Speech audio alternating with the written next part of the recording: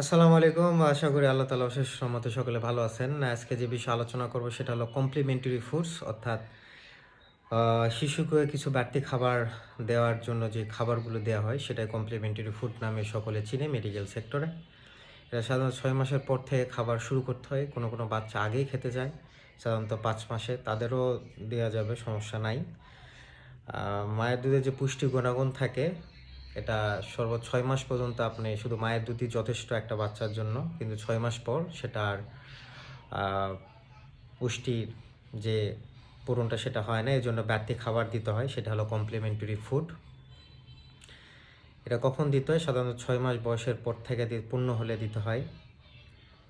এবং এটা দেওয়ার কারণ হলো যে বাচ্চার বৃদ্ধি ও মানসিক তার মস্তিষ্কের উন্নয়নের জন্য দেওয়া হয় এবং শক্তি ক্যালোরির জন্য দেওয়া হয়, তার প্রোটিন এবং হলো তার কিছু ইম্পর্টেন্ট ভিটামিন যেমন আয়রন, জিঙ্ক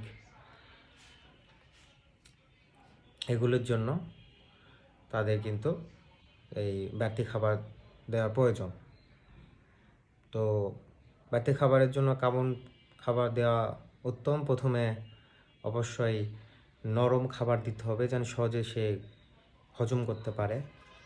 এমন খাবার সহজে যেন হজমযোগ্য এবং বাইরের কোনো প্রসেস খাবার দেওয়া যাবে না এবং ভাজা পোড়া একদমই না। প্রথম পর্যায়ে ৬ থেকে ৮ মাস যদি হয়, প্রথম ২ মাস তো তাকে অবশ্যই ভাত আছে, ভাতটা নরম করে দিয়ে চটকায়ে মুখে দিতে হবে বা পাকা কলা সব কিছুই যেটা দিবেন না মানে চটকায়ে দিতে হবে যেন সহজে সে নিতে পারে। ঠিক আছে? এভাবে ২ মাস খাওয়াবেন।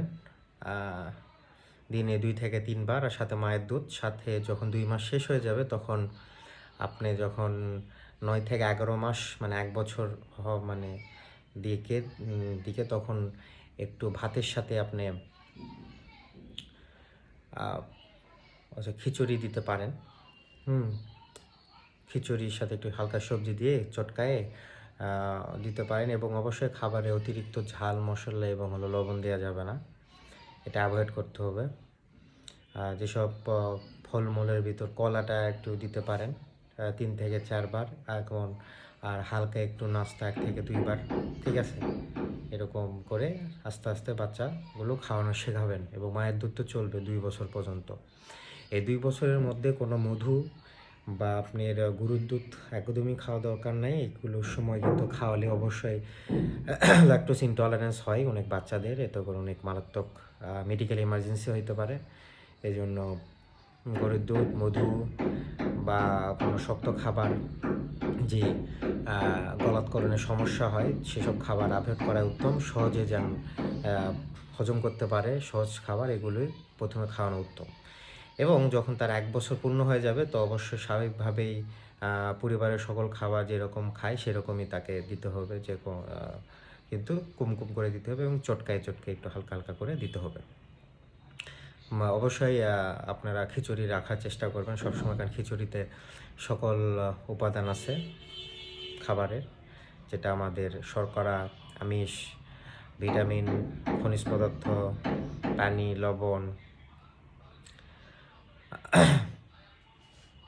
চর্বি যেগুলো থাকার কথা খিচুড়িতে সম্পূর্ণ একটা পরিপূরক একটা খাবার, সাথে একটু কলা দিবেন।